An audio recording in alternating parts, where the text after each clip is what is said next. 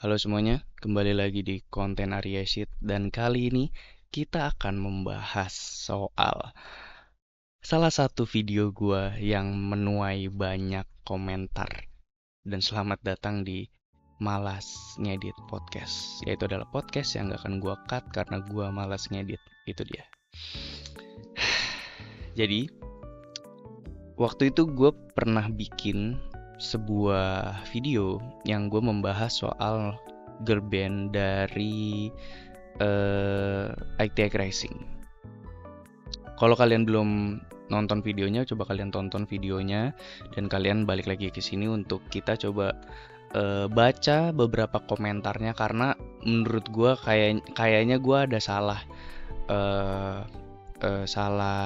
mengkomunikasikannya kepada kalian gitu. Jadi kayak banyak yang komen sampai panjang banget gitu.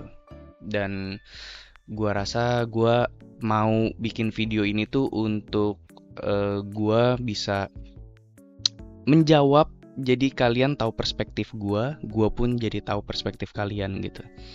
Ya, seperti itu. Jadi ya mungkin akan kita mulai. Jadi pokoknya kalau kalian belum nonton videonya, coba kalian tonton dulu ya. Coba kalian tonton dulu si video gue yang ngebahas Nona itu. Dan kalian coba balik lagi ke sini. Mungkin kalian udah baca komentarnya di video itu. Setelah kalian baca, coba kalian balik lagi ke sini ya. Untuk melihat respon gue terhadap si komentar-komentar ini. Dan mungkin akan gue taruh di sini. Mungkin akan gue taruh di sini nih. Di atas sini mungkin nanti akan muncul sereng gitu, kayak gini sereng gitu si video apa kayak card videonya gitu. Oke, kita lanjut aja. Bentar, kita ganti scene dulu. Anjay, kok gelap? Anjay, keren. Sih, ada guanya tuh. Gila ini apa barcode Saweria jadi ada double gini ya. Oh iya guys, kalian kalau mau berdonasi untuk gua membeli alat-alat yang bagus dan gua bisa menyewa editor suatu saat, nah ke sini guys, ke sini, ayo, bisa kok, bisa kalian. Oke, kita lihat ya di video yang ini nih, si bahas Nona girl band Indonesia dari ITX Rising. Oke, ini banyak komenannya. Ini kalau nggak salah yang paling panjang. Jadi dan gue pun belum baca semua ya, kayak gue baru baca awalannya dan gue ngelihat kayak di YouTube studio gue, kata gue anjir panjang banget. Jadi nanti deh gue mau bahasnya sekalian gue bikin videonya seperti ini gitu. Oke, kita coba mulai dari yang paling pendek ya. Kita mulai dari yang paling pendek, dari Rin 7109. Oke gitu. Itu balasan gue untuk Rin 7109. Untuk Troyes 3 kali ya, Troyes 3. Ini bahas apa sih? WK ini bahas girl band Nona dari ITX Rising. Ya kali bandingin label idol sama label musik. Gue bukan yang ngebandingin label idol sama label musik ya, karena pun mungkin gue kurang tahu ya, kayak mungkin gue juga kurang paham bedanya label idol sama label musik. Ya gua kira semua label tuh sama aja gitu. Gua kira semua label sama aja. Mungkin ada bedanya dari label idol sama label musik. Mungkin label idol mungkin ya dia ngerilis cuma idol doang kali, dan mungkin dia ngejaga banget idolnya, mungkin kayak ngejaga banget artisnya, image artisnya dan segala macam mungkin ya. Kalau label idol, kalau label musik ya udah kayak label musik yang seperti pada umumnya aja gitu. Dia nge-grinding artisnya, terus juga ngemasarin musiknya gitu-gitu mungkin ya. Jadi gue bukan ngebandingin, tapi gue kira semua label itu sama aja gitu. Gue kira gitu. Oke, kita lanjut. Oke, dari XV Johan Nona. Duh, bentar gue minum dulu nih. Gue nggak akan gue cut ini gue minum.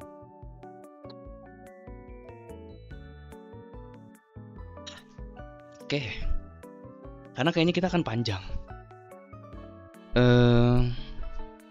Oke, Nona, status mereka girl band, bukan idol group. Oke, mereka juga tidak mau disebut idol. Oke, gue baru tahu. Gue baru tahu kalau mereka tidak mau disebut idol. Singkatnya, idol group cenderung lebih idol dalam tanda kutip dan memiliki konsep yang lebih terstruktur. Oke, sedangkan girl band lebih band dan fokus kepada kemampuan musik yang kuat. Singkatnya, girl group cenderung lebih idol, memiliki konsep yang lebih terstruktur. Ini kok kayak sama ya? Idol yang memiliki konsep terstruktur, ini juga memiliki konsep yang terstruktur. Sedangkan girl band lebih band. Ini kayaknya sama nih. Kayak sedangkan girl band lebih band dan fokus pada kemampuan musik instrumental dan vokal yang berkarakter. Oke, gue ngerti maksudnya. Maksudnya mungkin idol tuh lebih yang kayak yaitu tadi kayak si artis yang dinaungi oleh si label ini nih, si label idol yang tadi dibahas sama Troy Stry juga. Label idol mungkin menaungi artis yang dia tuh ngegrinding si artisnya sebagai idol. Jadi kayak dia harus jadi panutan, dia harus jadi yang dipuja gitu. Jadi dia nggak boleh melakukan kesalahan, kayak mungkin dia nggak boleh punya pacar mungkin, atau kayak dia nggak boleh dekat sama siapapun mungkin kayak gitu kan. Makanya dulu waktu pas gua sempet ngefans sama salah satu girl band itu, kalau misalkan dia punya pacar atau kayak ngedate atau ketahuan chattingan sama siapa tuh langsung heboh banget gitu, kayak seakan-akan itu tuh aib gitu, seakan-akan kayak viral banget beritanya dan segala macem. Kayaknya gitu ya. Itu mungkin bedanya si label idol sama si label musik ini kali ya. Jadi mungkin si Nona ini bukan idol group, tapi mungkin lebih ke girl band. Nah, masalahnya gue masih belum punya wawasan yang cukup luas terhadap girl band berarti ya, bukan idol group mungkin ya. Jadi kayak gue nggak banyak tahu sih girl band tuh kayak apa ya, kayak siapa ya. Mungkin kalau dari kalau dari yang laki-lakinya kayaknya bisa dibandingin sama mungkin siapa, misalkan K-pop siapa ya yang cowok, misalkan yang bisa gue pikirin ini lagi EXO, misalkan EXO sama dibandingin sama Backstreet Boys kali ya. Nah, tapi gue juga nggak hidup di zaman Backstreet Boys, jadi gue nggak tahu Backstreet Boys tuh diidolakannya segitu juga atau enggak gitu. Maksudnya kayak dia dijaga ngedate-nya juga nggak, dijaga hubungannya juga nggak, gitu-gitu juga nggak ya. Jangan sama Backstreet Boys deh, mungkin sama yang pop ya. Kalau rap sih banyak ya, grup rap. Mungkin sama grup rap kali ya. Jadi mereka lebih leluasa dibanding idol group gitu yang emang dia tuh harus jadi idol gitu. Mungkin kayak gitu ya perbedaannya ya. Mungkin. Jadi kayak kalau si Nona ini mungkin mereka nggak mau disebut idol group, tapi yang mereka mau disebutnya sebagai girl band yang fokusnya kepada kemampuan vokalnya, nyanyinya. Tapi pun kalau nggak salah gue pernah lihat di beberapa sedikit biografinya soal Nona, ada salah satu dari mereka tuh yang lulusan dancer gitulah kalau nggak salah, gue lupa. Tapi kalau nggak salah adalah salah satu dari mereka yang emang dancer gitu. Kan kalau nggak salah di beberapa dari mereka ada yang lulusan Idol kalau nggak salah. Maksudnya kayak Indonesian Idol mungkin, atau pokoknya lulusan kayak ajang pencarian bakat gitu. Terus beberapanya lagi ada yang lulusan dancer, entah, correct me if I'm wrong guys, gitu. Cemiu gitu. Oke. Terima kasih XV Johan sudah menjelaskan ya. Oke, kita lanjut ke si Gita Cute. Anjay, Gita Cute. Oke. Wah, ini read more. Oh, gue kira bakal panjang banget. Ini kita soulless dulu lah. Oke. I-Tech Rising itu label musik yang menaungi talent-talent musik yang memang lebih ditunjukkan Asia. Benar. Gue juga bahas itu. Mereka bukan idol. Idol itu konsep baru dari SK. SK itu apa ya? SK gue juga kurang paham. Konsep baru dari SK. karena mau mendobrak pasar dunia.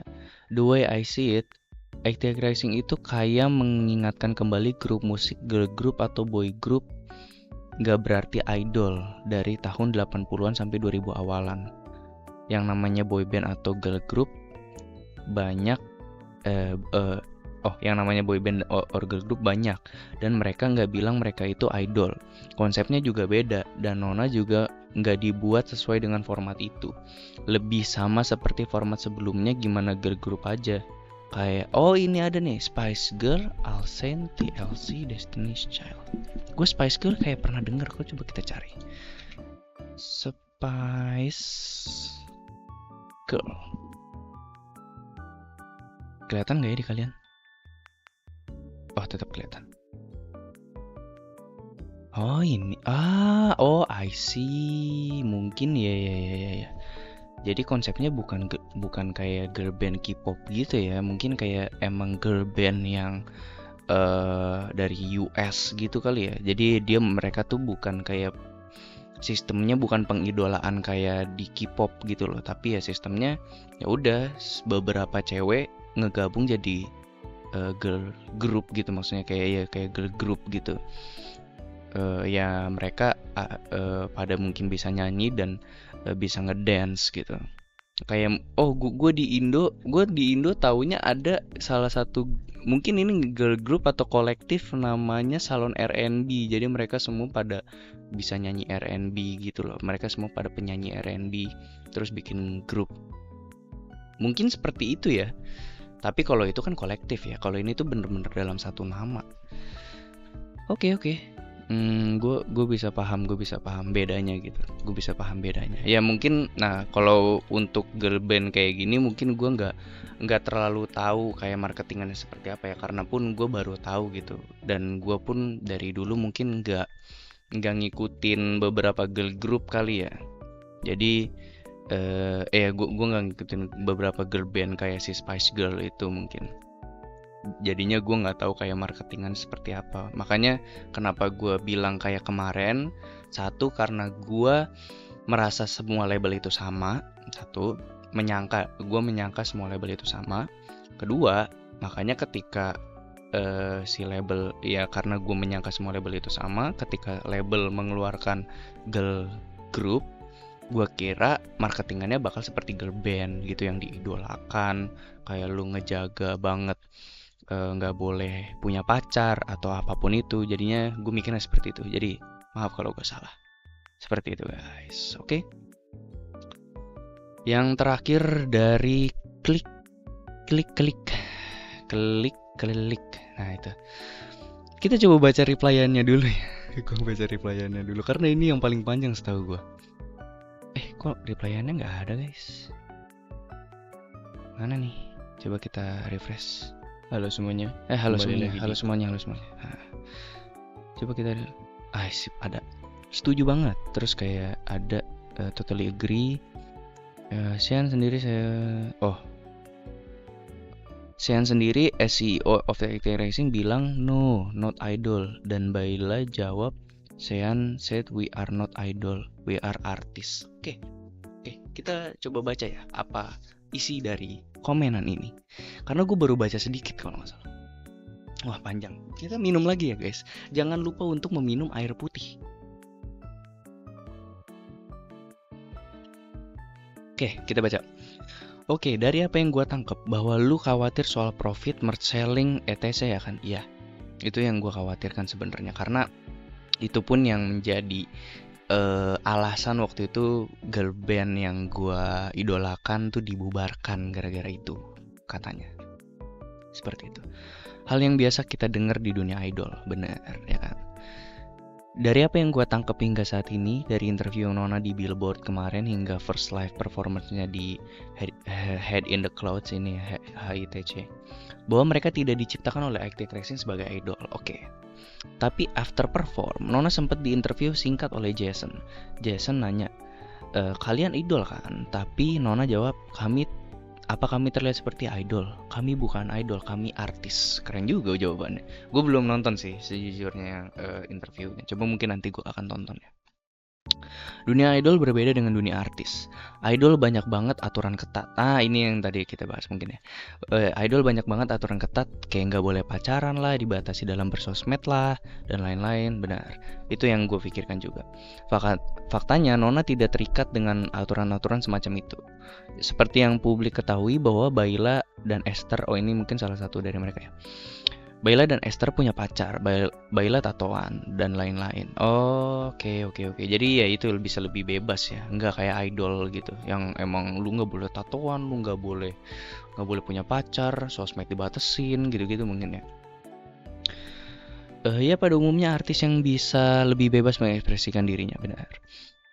Menjadi idol harus melewati serangkaian proses yang berat dari audisi sampai trainee bertahun-tahun. Bener, makanya gue kira si 4 orang dari Nona ini ya 4 orang ya. Si 4 orang dari Nona ini gue kira juga bakal di training seperti itu gitu. Karena kata gue, wah girl group nih dan dari Indonesia gitu. Gue kira mereka bakal di training seperti girl band K-pop pada umumnya gitu. Gue kira. Sementara info yang gue tangkap dari interview Nona di Billboard kemarin pas proses terbentuknya mereka nggak serumit bikin girl band K-pop. Dan kiblatnya Nona bukan ke K-pop. Musik mereka terinfluence dari Janet Jackson, Diana Ross, Destiny Child, TLC, sorry.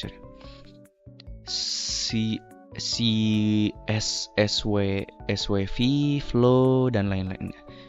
Jujur, semua yang di sini disebutkan gue kurang tahu, maaf. Jadi mungkin jadinya gue kurang bisa ngebandingin mereka dengan band-band ini karena mungkin gue kurang tahu ya si band-band ini.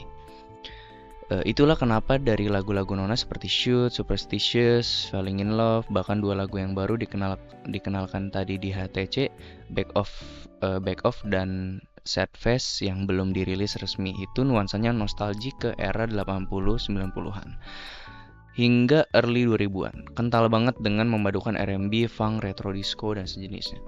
Oke, gue suka sih. Sebenarnya gue suka banget sama Superstitious sebenarnya. Gue baru yang Shoot gue kurang suka, tapi Superstitious gue suka banget. Kayak ada beat switch-nya juga. Bagus. Emang mereka ya itu sih menggabungkan ada kayak funk-funknya, retro disco gitu-gitu. Oke, kita lanjut. Jadi dari awal dibentuknya Nona hingga hari ini tidak menunjukkan bahwa Nona dibentuk untuk mengarah ke industri idol group K-pop kayak yang selamanya ini diketahui publik pada umumnya. Bahkan Active Racing juga belum melakukan promo jor-joran gila-gilaan sebagaimananya yang biasa dilakukan oleh agensi-agensi K-pop. Iya sih, kayak enggak terlalu ini juga ya. Maksudnya enggak terlalu bener-bener kayak heboh banget gitu ya. Tapi beberapa media di Indo sih udah pada ngeliput sih. Udah pada ngeliput dan promo sih. Mana tuh? Kita sampai mana tadi? Promoin debut sebagaimana yang dilakukan K-pop saat mereka mendebutkan girl group baru. Active Racing kayak memilih-milih media partner yang benar-benar cocok buat promoin Nona.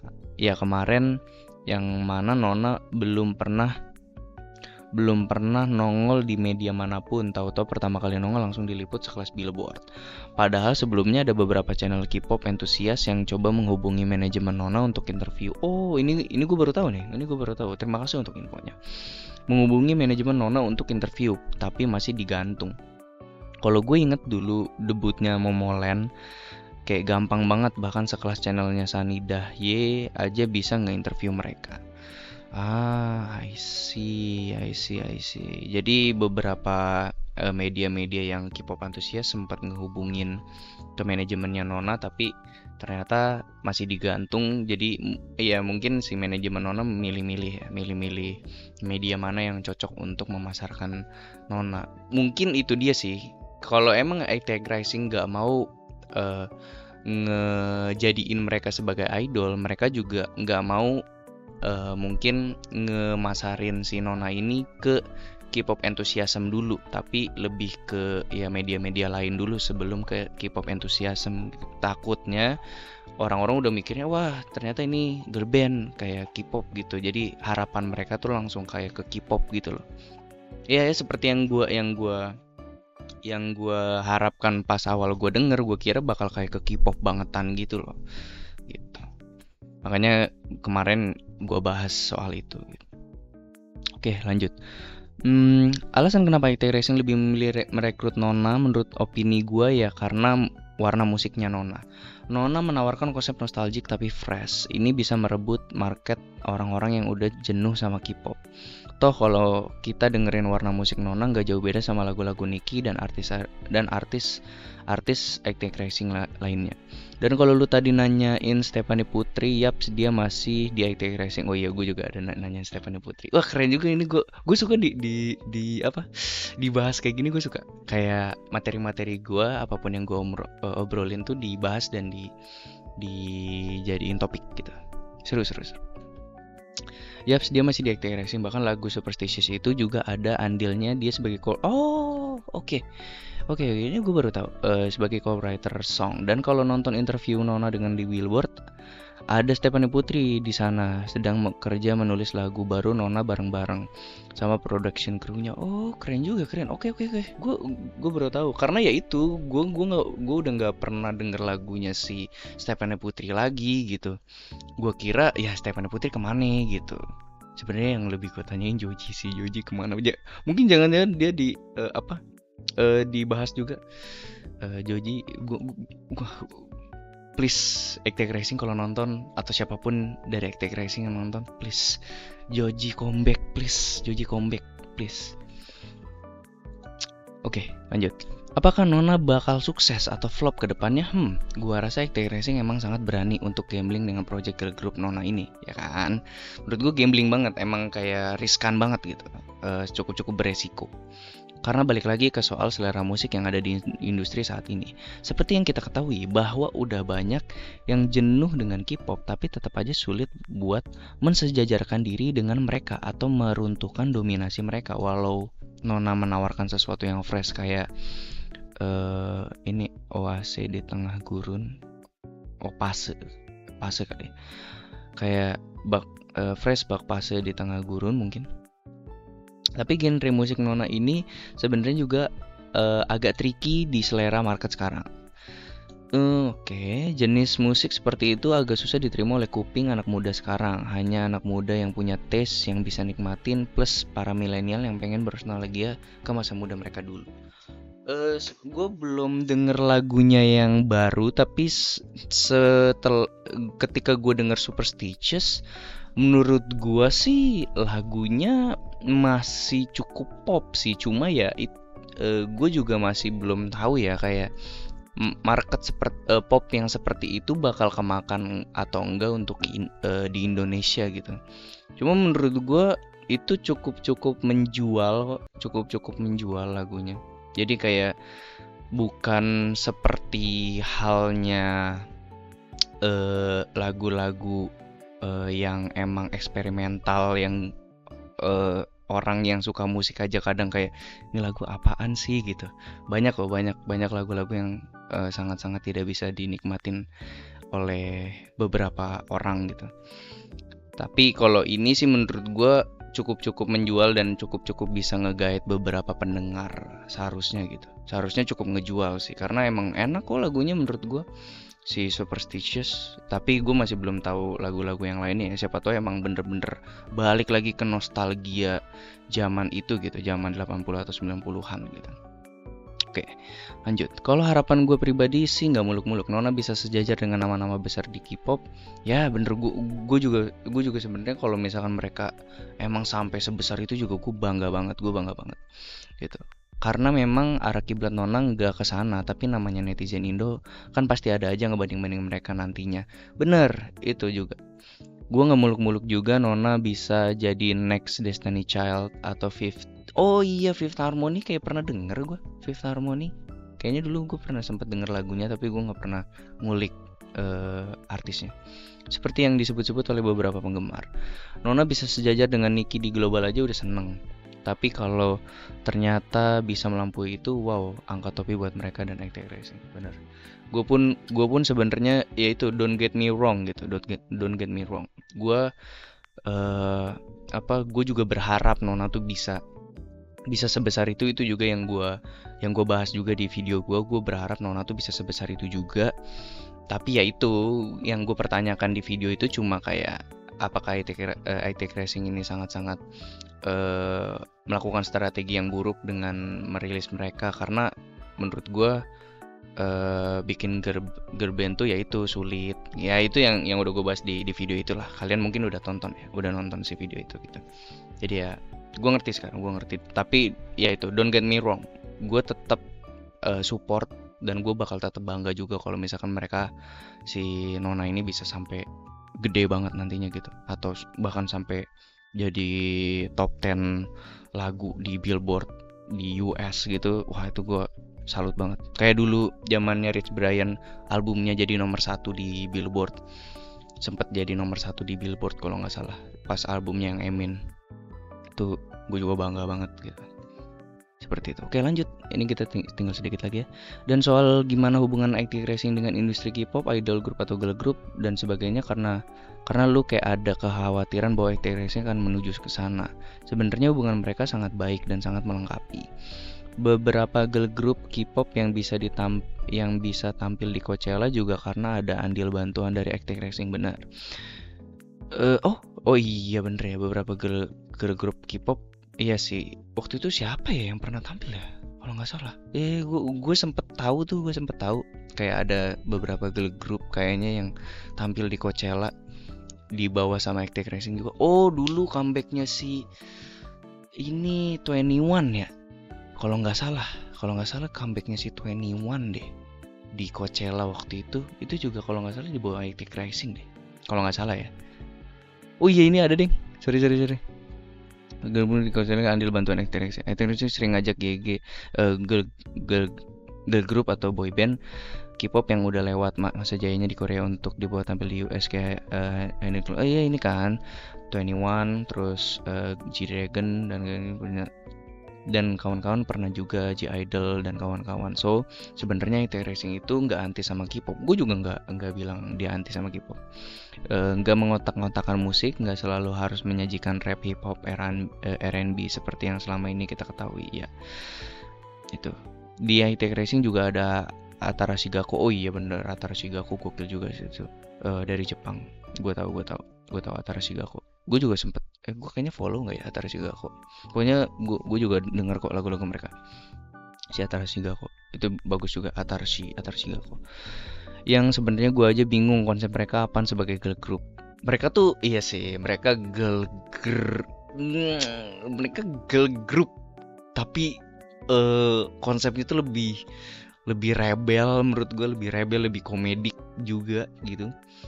Menurut gue sih Atara Shigako ini, karena ya energinya gila banget sih mereka, energinya tuh gila-gila banget si cewek-cewek itu. Bingung konsep mereka sebagai girl group, dance group, idol group atau comedy group atau apaan, tapi nyentrik dan unik banget bener, itu kata-kata yang tepat. Dan mereka dibebaskan berkreasi oleh ITK Racing menjadi diri mereka sendiri. ITK Racing juga nggak mengarahkan mereka harus kayak idol-idol grup Jepang pada umumnya yang jualan ke kawayan, jual merch. Wah ini jadi titik temu, bener. Sorry, gue lupa kalau di ITK Racing ada Atara Shigako. Dan gue berharap Nona mungkin bisa sebebas itu di ITK Racing. Karena gue suka Atara Shigako tuh karena yaitu mereka tuh nggak kayak girl group Jepang yang emang ngejual kawaii terus kayak ya pokoknya yang gitu-gitu, tapi mereka tuh bener-bener, dan musik-musiknya juga menurut gue agak-agak eksperimen juga di musik-musik mereka. Kayak kenceng, ada beberapa yang kenceng menurut gue, keras, dan pokoknya gue suka Atara Shigako karena spiritnya yang bener-bener kayak sebebas itu, nggak ngejual kekawayannya, tapi ya ngejualnya kebebasan dan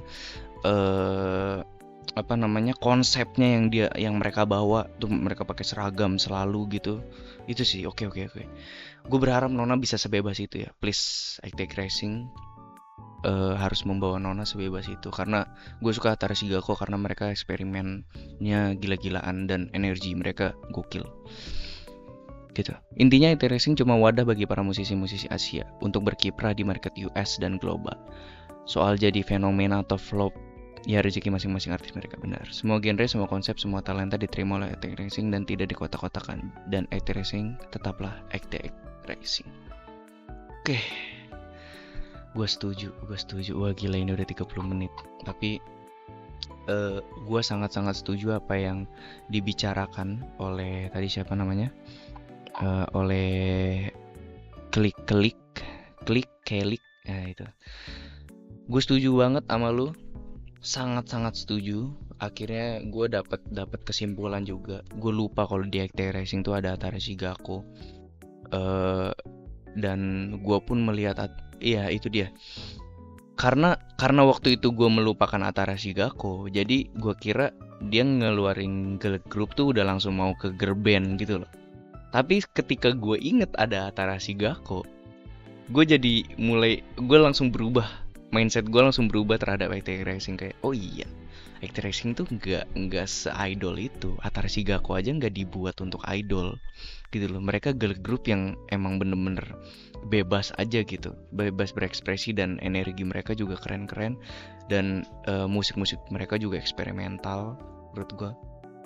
Jadi ya oke, gue suka. Dan ya mungkin seperti itulah konten kali ini. Terima kasih banyak, gue bener-bener terima kasih banyak banget untuk kalian yang udah komen. Maaf kalau misalkan gue ada kesalahan, karena gue justru suka kalau misalkan, karena kadang gue bikin konten nih bener-bener gue bikin konten ini tanpa skrip guys. Gue tanpa skrip, bener-bener ngalor ngidul aja gitu, mengandalkan ingatan gue yang sangat sedikit ini. Dan pun kadang di beberapa konten tuh gue ketika setelah tag nih, terus kayak aduh gue lupa ngomongin ini lagi, tapi gue nggak bisa nge-cut karena ini malas ngedit podcast. Gue nggak bisa nge-cut ini terus gue tiba-tiba nambahin di belakang tuh nggak bisa gitu. Jadi ya udahlah, nggak apa-apa gitu. Jadi gue cuma mengandalkan otak gue yang sangat-sangat sedikit ini memorinya, dan cara gue berbicara. Bahkan gue masih banyak nya kalau kalian perhatikan mungkin. Jadi mohon maaf, gue akan memperbaiki public speaking gue mungkin ke depannya. Jadi nanti mungkin malas ngedit podcast nggak akan terasa seperti dragging gitu ke depannya. Jadi ya gue akan memperbaiki diri seperti itu. Jadi ya mohon maaf kalau misalkan gue di video itu ada menyinggung kalian. Dan gue juga lebih suka seperti itu sebenarnya. Gue lebih suka ketika gue ada miss, di komen aja, bener-bener di komen aja guys, nggak apa-apa. Itu nggak menjatuhkan gue, malah gue lebih seru kayak gitu. Jadi gue bisa diskusi gitu. Makanya mungkin sesi ini gue bakal menamakan sesi ini adalah sesi diskusi kayaknya. Karena ya gue suka kok diskusi seperti ini. Mungkin ini bakal gue masukin ke sesi mungkin ini gue akan memasukkan ke sesi diskusi. Tapi juga gue nggak tahu juga nantilah.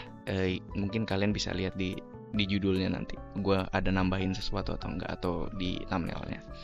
Pokoknya seperti itu. Ini udah 30 menit. Gue udah mulai capek ngomong. Jadi ya sampai jumpa di konten Arya Shit selanjutnya. Kalau mau komen aja guys, komen nggak apa-apa. Gue terima sekali komenan kalian. Dan jangan lupa ini nih, jangan lupa ini kalau kalian mau berdonasi kepada Arya Shit Podcast untuk membeli gear yang lebih baik lagi. Dan sampai jumpa di konten malas ngedit podcast selanjutnya. See you guys. Atara Shigako.